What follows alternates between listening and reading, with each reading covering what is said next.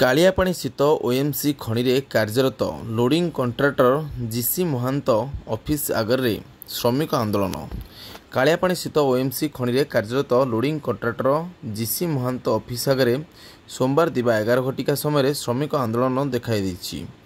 କାଳିଆପାଣିରେ ପାଖାପାଖି 700 ଶ୍ରମିକଙ୍କ ମଧ୍ୟରୁ 137 ଜଣ ଶ୍ରମିକ କିଛି ମରିହଜି ଗଲେଣି।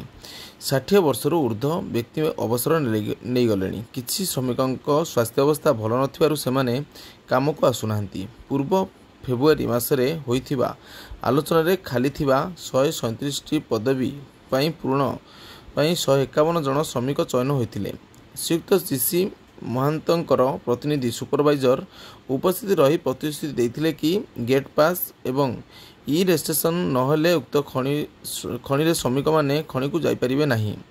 ଆଚରଣ ବିଧି ଉଠିଗଲା ପରେ ଚୟନିତ ଶ୍ରମିକଙ୍କୁ ନିଶ୍ଚିତ ଭାବରେ ଖଣିରେ କାମ ପ୍ରଦାନ କରିବାକୁ ପ୍ରତିଶ୍ରୁତି ମିଳିଥିଲା। ମାତ୍ର ନିର୍ବାଚନ ଶେଷ ହେବା ପରେ ପରିସ୍ଥିତି ଭିନ୍ନ ମୋଡ଼ ନେଇଥିଲା।